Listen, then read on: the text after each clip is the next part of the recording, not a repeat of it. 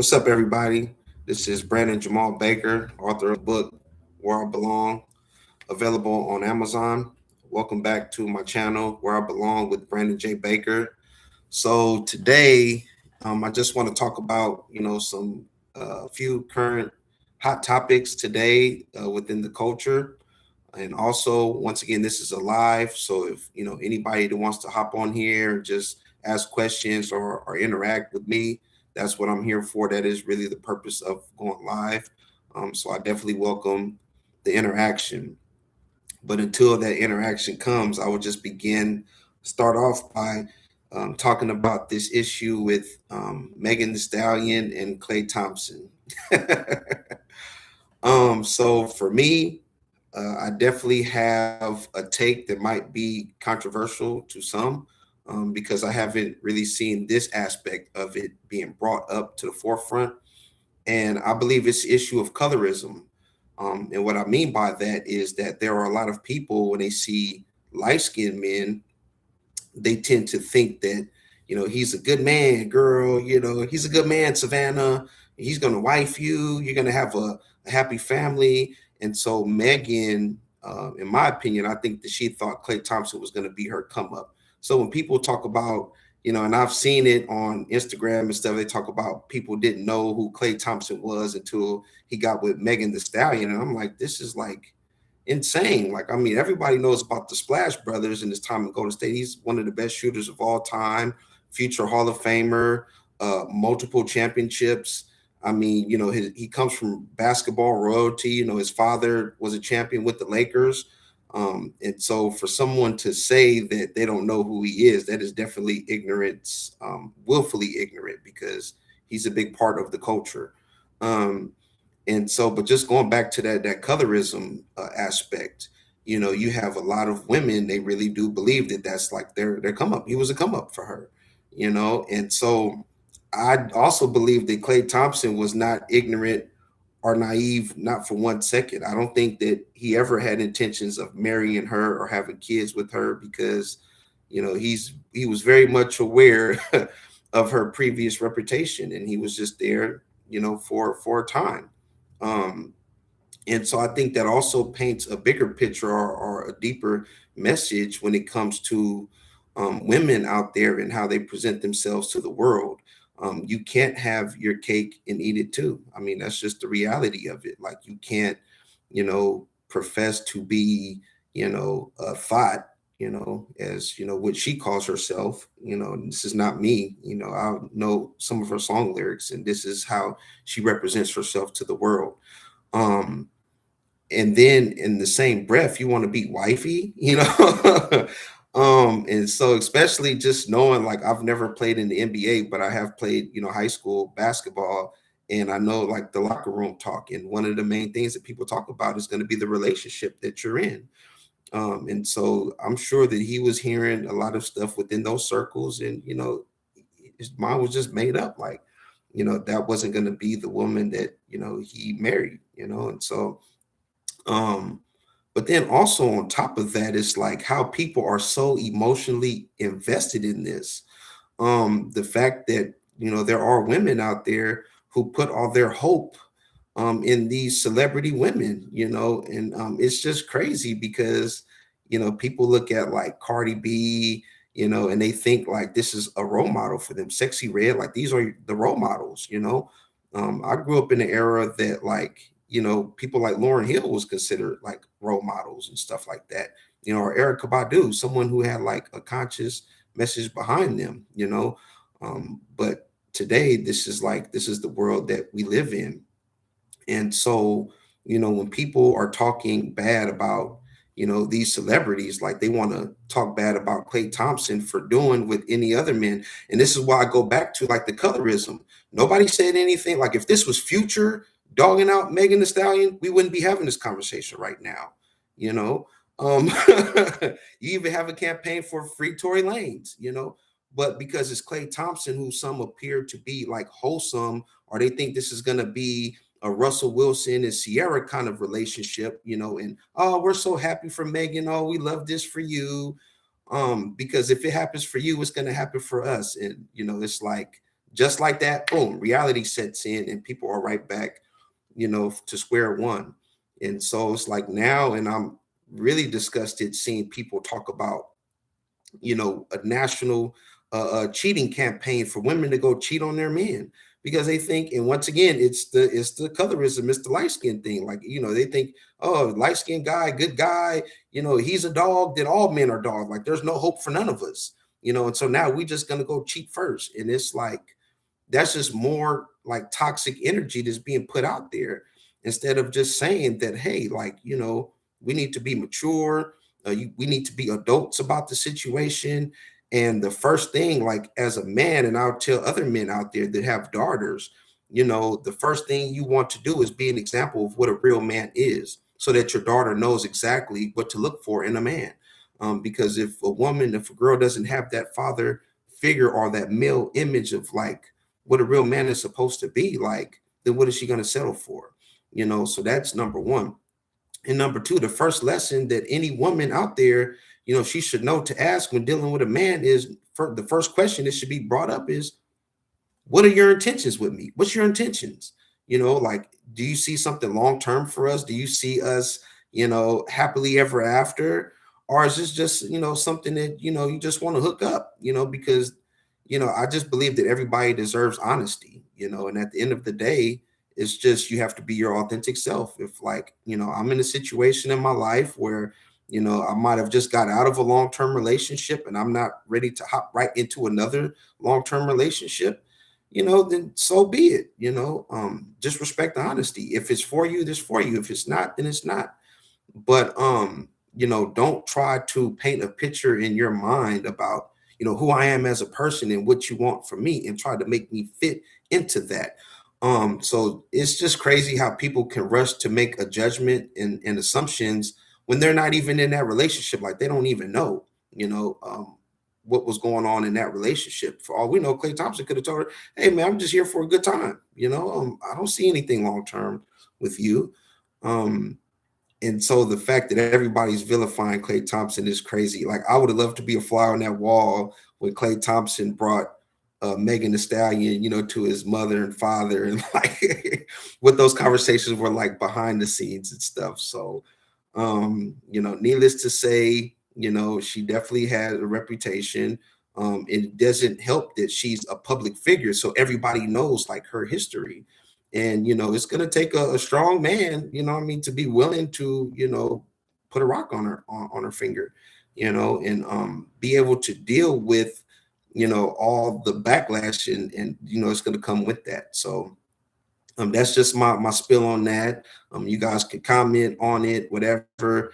But I said what I said, and it's just really, I definitely believe that like colorism plays a factor in that because it really just reminds me of Future and Russell Wilson with the whole Sierra situation. If a dark skinned guy, is a dog and treats a woman bad, like there's no uproar behind it. But whenever a light skinned guy treats a woman bad, it's oh man, it's an uproar. Like he's supposed to be a good guy, you know. And so I think that that's something that should be brought forth in that conversation.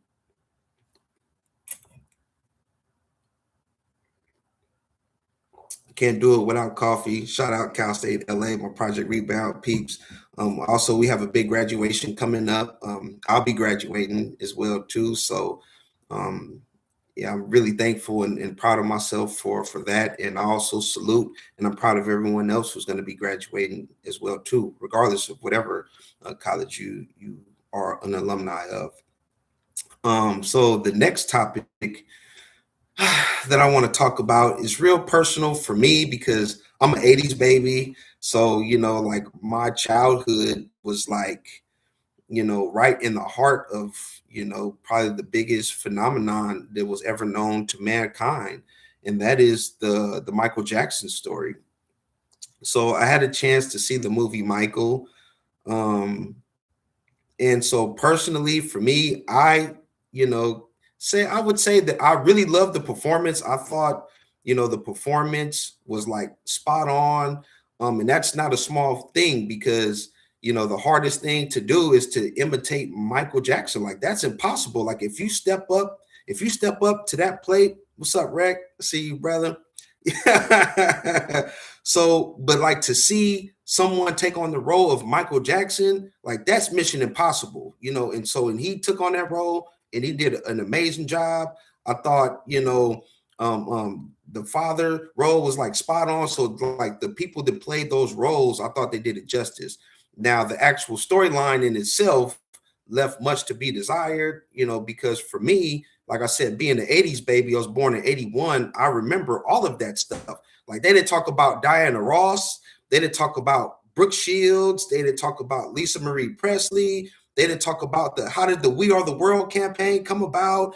Macaulay Culkin, it doesn't matter if it's black or white, and forget all the sexual assault allegations and all this other stuff. The man was acquitted. So I don't, want to talk about none of that. And I don't think that the movie should have focused on that because we want to uplift Mike and like really paint the picture and tell his story.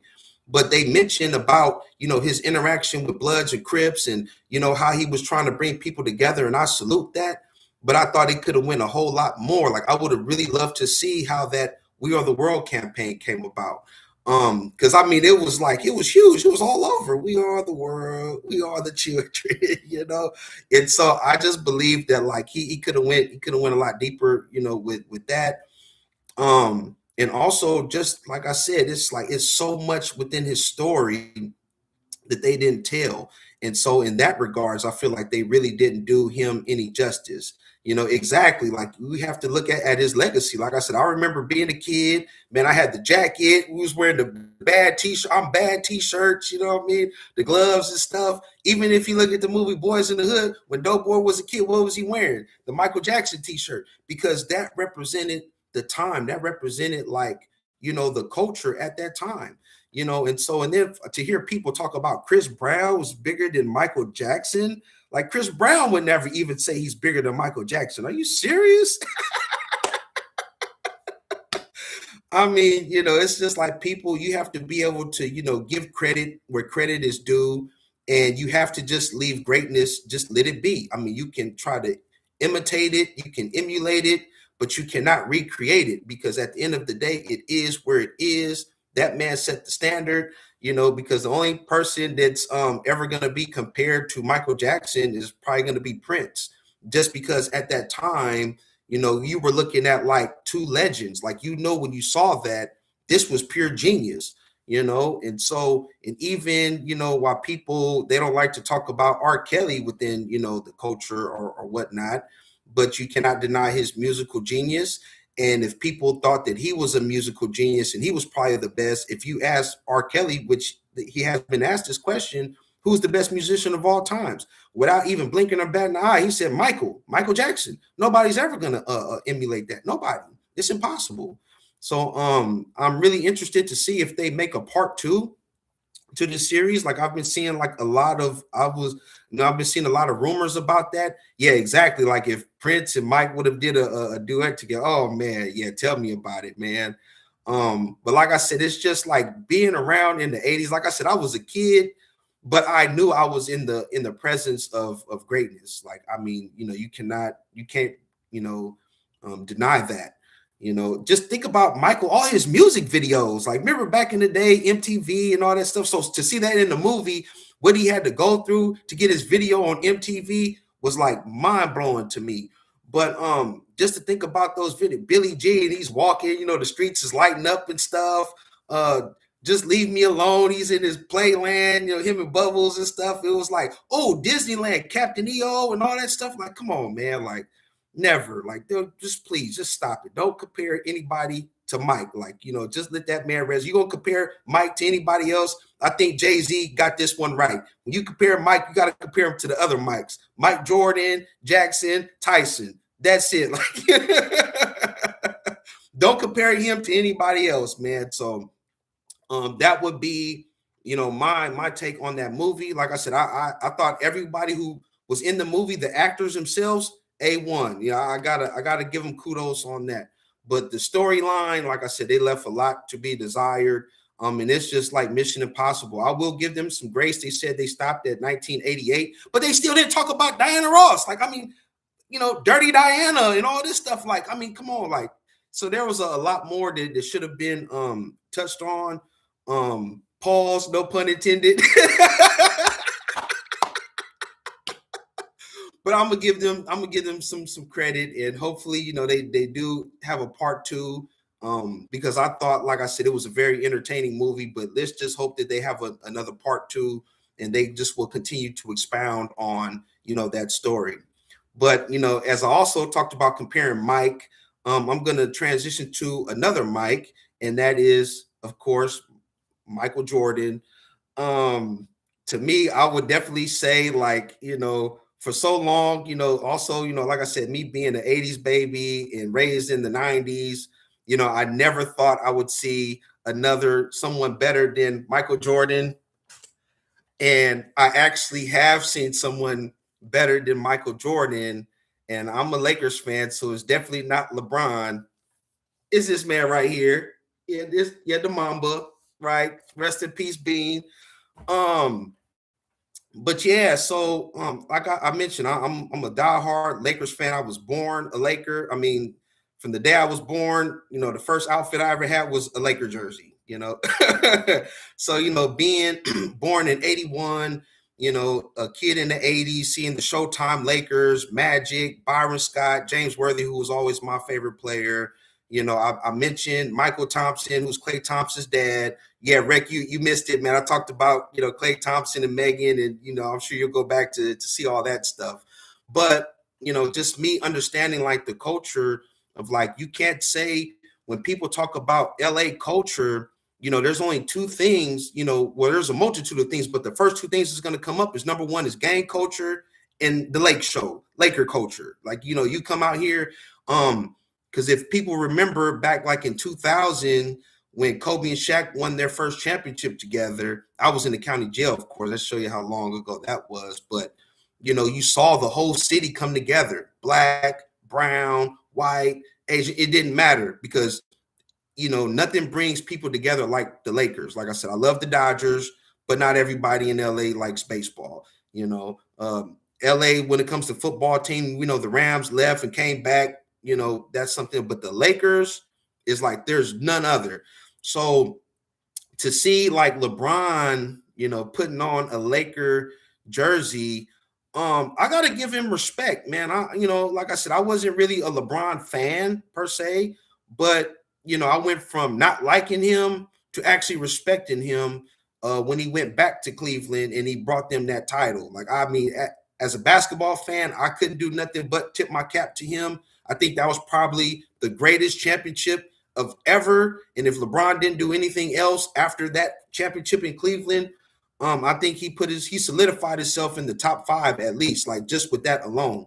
But him coming to LA, I think that was like mission impossible, because, for number one, you're not Kobe. Like, I mean, like, really, like, you're not Kobe. And so you wanted to come here, at a time when nobody wanted to come to the Lakers. I remember, like, we had a couple of down years where, like, nobody wanted to come, because they know it's like, it's impossible to try to follow in Kobe's footsteps. But, Magic Johnson, being the incredible businessman, business savant that he is, the influence that he's had within, a lot of the younger generation, just from the business standpoint, and he was able to get LeBron to come to the Lakers. And so I was like, man, if Magic co-signs him, like, I'm definitely not going to reject him. I mean, the same thing with Kobe. When LeBron first came, Kobe embraced him. So, therefore, like, as fans, like, we have to embrace him too. Like, I've been to several Laker games, and you just know, like, it's not the same. Like, I mean, we embrace LeBron, but we don't love LeBron. Like, I mean, we love Kobe. We love Kobe. So to see where the Lakers are right now, and it's people like, we went up 3-0, and everybody's like, oh yeah, man, we don't know what the Lakers are gonna do and all this and that stuff. Like, we have a lot of doubters, and especially, now that we lost the last two, there's even more doubters. But really, what they are, they just haters. They're like, that's just, at the end of the day, they're haters.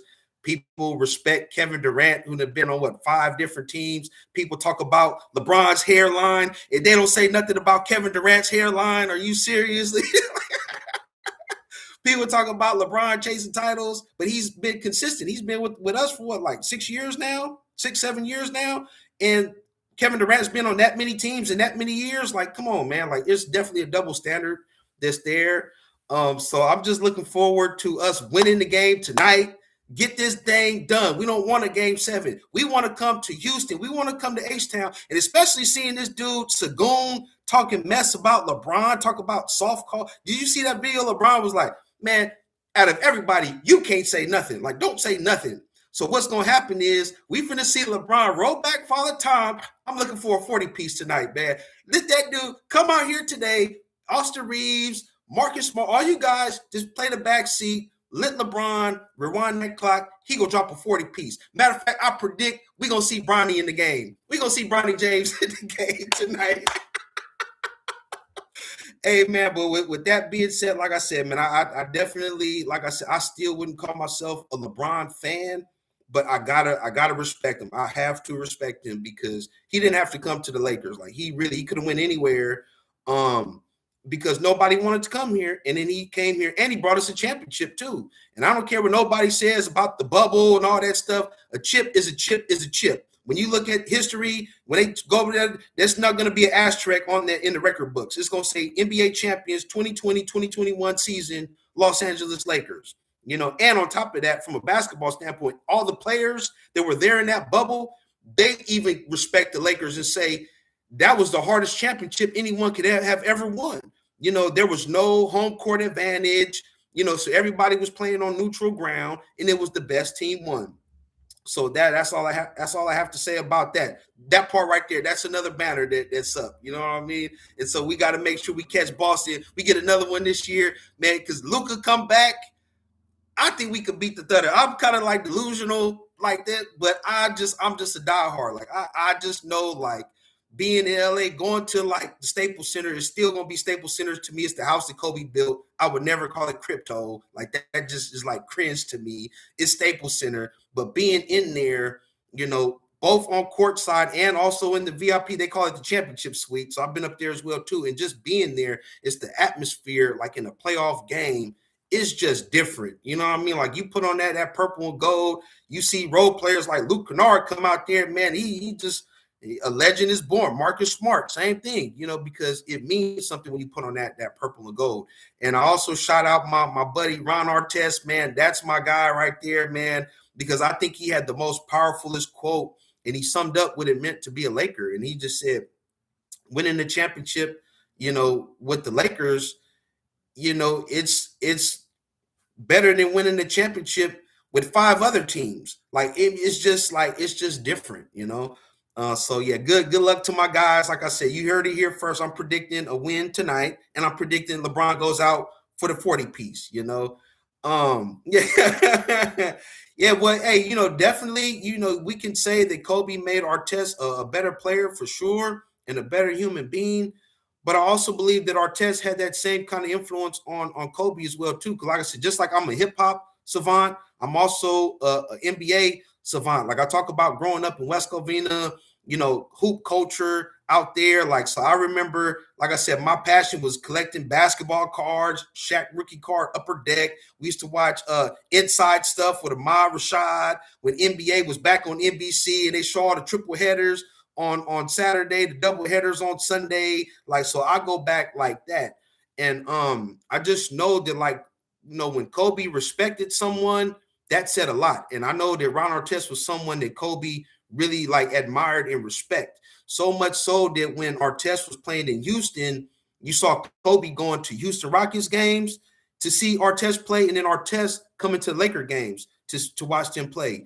And then when the Lakers knocked out Houston in the playoffs, guess what? Artest was right there at the Laker game. So it was just a matter of time before he was on the Lakers, you know. And so and I think Ron Artest should be a Hall of Famer. Like, you know, I definitely, there's certain players, it's like when I watch basketball, especially in that era, like, he was the best two-way player that I've ever seen. You know, like, people talk about Scottie Pippen, people talk about Kawhi Leonard, and I think that Ron Artest was like, you know, the bridge between both of them, because as soon as Pippen was out the league, we had Ron Artest come in there, and he was a two-way player, defense, you know, and offense, you know. And then when he had his troubles and stuff, and then he ended up retired. Now we have Kawhi Leonard, and it's like the same thing. So shout out to Meta World Peace. You know, I know he's been here on campus at Cal State LA. I haven't had a chance to meet him yet, but he's definitely like one of my all-time favorites, man. Got a kudos to him. But that actually is going to segue into, speaking of dogs, right? We're going to talk about this guy.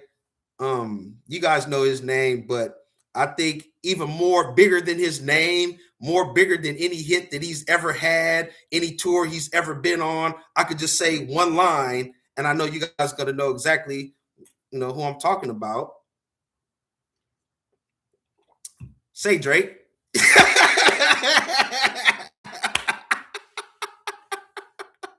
Oh man. So once again, we got, you know, this guy, Degrassi. You know, I've never been a fan of his, you know, myself. You know, when I spoke highly, I spoke up for Klay Thompson and, you know, the colorism and the light skin, you know, so I definitely spoke up for Klay. Now I got to speak facts about Drake. You know, light skin, y'all took an L with this one for sure, man. And we don't want you back, Drake. Didn't Kendrick say that it's not just him, it's what the culture feeling? We don't want you back. Like, just go away, disappear. Man, so it's for me, right? If we talk about, you know, separating music from the person, I don't think you can separate music from the person, especially when it comes to like hip hop culture. We're not talking about, you know, he's Beethoven on a piano and we're just listening to the instrumentals, or, you know, he's a songwriter and someone else is singing his lyrics. We're not talking about that. We're talking about someone portraying an image to the world and saying, I'm this person, but we know for a fact you are not that person. So at the end of the day, it's like, you know, I come from the era of like, it was keep it real. You know what I mean? Keep it real. Like, you are who you say you are. You know what I mean? If you was a rapper, you was a thug, you know, if you wasn't who you said you were, we didn't mess with you, period. You know what I mean? Like, all my favorite rappers, like I talk about, it's always been people that I can relate to, like Pac. People hated on Pac all they wanted to, but nobody could pull his card. Nobody can say that dude was fake. Nobody can say he was a buster or a marker. None of that stuff. You know what I mean? They might say, oh, he's from New York, or he's from the Bay Area, he's from DC, he's from LA. Oh, he can say wherever. We don't know where he's from. You can say whatever you want, but you can't say he wasn't who he said he was. You can't say that he wasn't about that life, you know, because like I said, at the end of the day, that meant something. You know, same thing with Nas. You know, that's my second favorite rapper. Nobody's ever going to say that he was fake and he wasn't from the Queensbridge and he wasn't in it. Nobody going to say that. You know, Scarface, you're definitely not going to say nothing about him. You know what I mean? So it's like, you know, DMX, all these other Prodigy, all these people, you know, we were always curious to know what their reputation was like in the street. Trey D, shout out to the general, the LBC general. You know what I mean? He just celebrated his 60th birthday. But like, I know when I listen to rappers, I wanted to know what their record was like in the street, because ain't no way in hell you finna be getting some Playing My Ride, you know what I mean? And you was just like, you know, use a mark. Like, no. I want to make sure that you are who you say you are. So to have someone like Drake, you know, come back, and it's just like, I just think it's over with. I really believe that we're gonna see something like Ja Rule and 50 Cent. Like, you know, 50 literally came out and just ended this dude's career, you know, and you know, it was never the same. And 50 Cent has not stopped trolling Ja Rule. We're talking about 25, 26 years later, and he's still trolling this guy. Literally, Drake never be the same again. Literally. So it's like at this point, you just got to bow out gracefully. Like, we don't want to hear new music from you. Like, it's going to be the same thing. Hit me on my cell phone and all this happy dance, la, la, la. And, you know, only thing I'm going to be thinking about is, say, Drake, I hear you like I'm young. You better never go to Cell Block 1. So I just think that he really just needs to just bow out gracefully. And if he's going to make a comeback, because even like I've been hearing this about Lil Wayne and new music, and I just said nobody wants to hear new music from Lil Wayne. Nobody wants to hear new music from Drake. The only way that they can make a comeback is to do a Young Money tour. Now, if they have a Young Money tour, and you start bringing back all those old hits and stuff, there's some nostalgia there, and people are going to go out and support that. You know what I mean? Who's not going to pay to go see Wayne, Drake, Nicki, and Tyga and all them doing all of their hits? So I think that would be something that would be successful. But new music from Drake, I don't think Kendrick is going to allow it. Are you serious? I'll bet you right now Kendrick is probably in the studio right now and he'll mess around and drop something the same day, May 15th, the same day that Drake dropped something. I could definitely see Kendrick just dropping something to just make us not even think about Drake.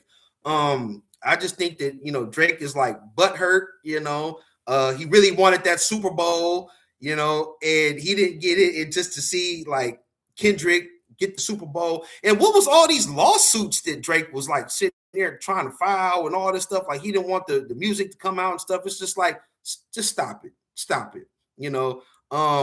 It's just the first thing I swear, man, it's just the sound bite. I just think about Spider Loc, shout out the Spider Loc. But when he was beefing with the Game and the whole G Unit and Black Wall Street beef, that was hilarious. But the one thing he said, he was like, Jayceon, stop it, cuz.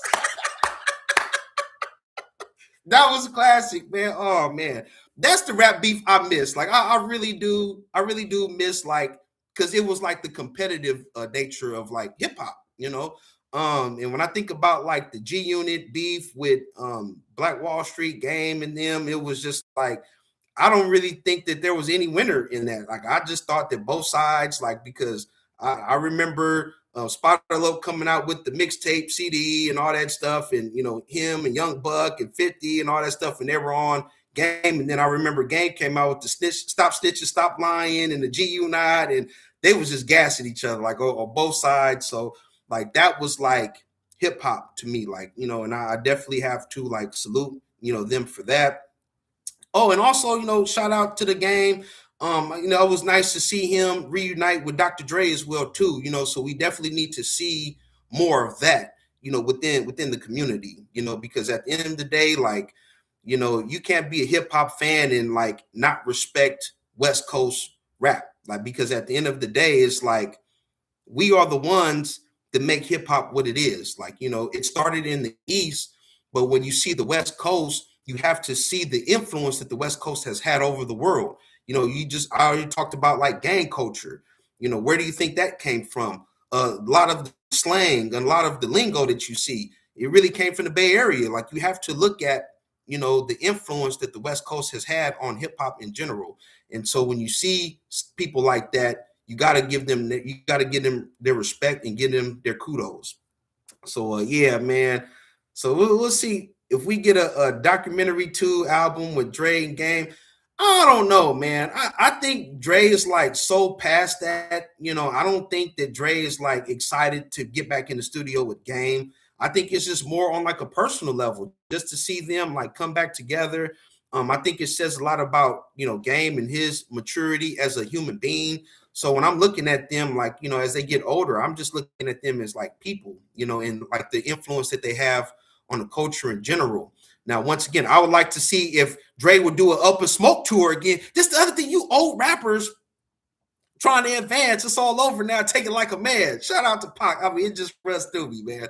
But no, for real talk, man. Stop focusing on making new music. Like, I mean, why not just go on tour? Like, who's not gonna go see a Up in Smoke tour, Up in Smoke 2? You get Dre, you get Corrupt, Daz, Snoop, Game, Kendrick, you get all these dudes and you go on tour and people's gonna pay for it. Like, you know what I mean? Like, and that's really what we need. Like, we don't need to see another new album with like rappers in their 60s and 50s, trying to appeal or appease the current culture. Like, I don't think that really is like a big deal for me. I think people like this in that age group, rap should just be fun. It's like it's a hobby, it just stick to like doing podcasts. I like to hear a lot of these stories too. Like I like to see like a lot of these podcasts. I love seeing like, some of my favorite rappers on these podcasts. Like, if I see Juvenile, Manny Fresh on a podcast, and Juvenile's talking about 400 Degrees, and like, when he took it to P. Diddy, I know it's still kind of like cringeworthy hearing his name, but you can't negate what he has brought to hip hop culture as well.